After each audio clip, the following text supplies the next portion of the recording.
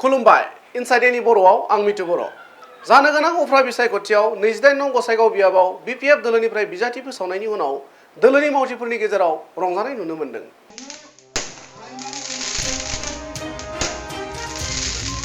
समबारखालि बिपिएफनि मिरु मावफुं जथुमा जानायनि उनाव आफादगिरि हाग्रामा महिलारिया फैगौ 30 अक्ट'बराव जानो गोनां आसाम बिधानसभा बिसायख'थिनि थाखाय 28 नं गसाइगाव बियाबाव बिजाथि महरै ध्रुब कुमार ब्रह्म नार्जारिनि मुंखौ फोसावो। मख'जाथावदि थांनाय गोलाव सम गसाइगाव बिधानसभा बियाबा बिपिएफ दोलोनि आखायावनो दंमोन।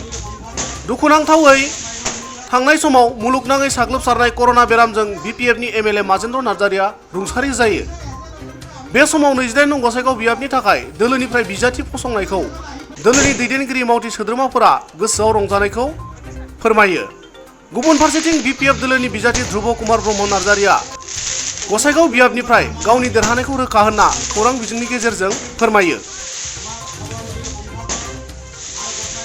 नोंथांमोननि प्रसार माध्यमनि गेजेरजों गोदोनिहाय बे सुजुगाव आं रायजो राजानिसिम मोनसे खावलायनाय फोरमायनो नाजागोन जे जों थांनाय समफ्राव जे रोखोमनि खामानि मावबोदों बे खामानि मावबोनायनि सायावनो फोथायनायखौ दोननानै जोंखौ जुदि खेबब्रै माने थैनानै थांनाय माजिनसारखौ जुदि देरहाहोनो हादोंमोनब्ला दा बे फोथायनायखौ लानानैनो जोंनि नैबे जाय ओनसोलाव गुबुन गुबुन जाथि धोरोमनि मानसि माने थामोनथाय बे जायगायाव जोंनि गेजेराव सामाजिक भाबै आर्थिक भाबै बा जातीय माखासे समस्याफोरनि गेजेरावब्लाबो जों जाहाथे मोनसे गोरोबलायनाय गोजोनलायनाय परिबेसखौ लाबोनो हायो बेफोर खामानिखौ मावनो थाखाय बा बे खामानिनि बागैनो जोंनि बे ओनसोलावहाय जे मोनसे मावफुंनांगौ दायथ'खौ आं सानो बे हिसाबै निस्सय आं मावहैगोन।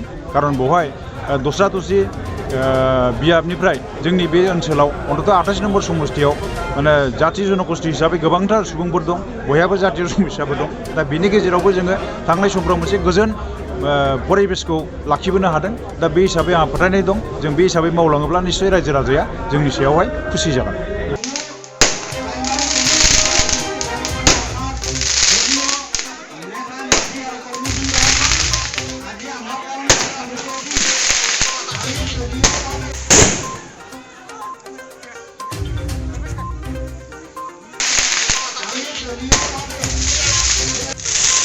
लोगोफोरा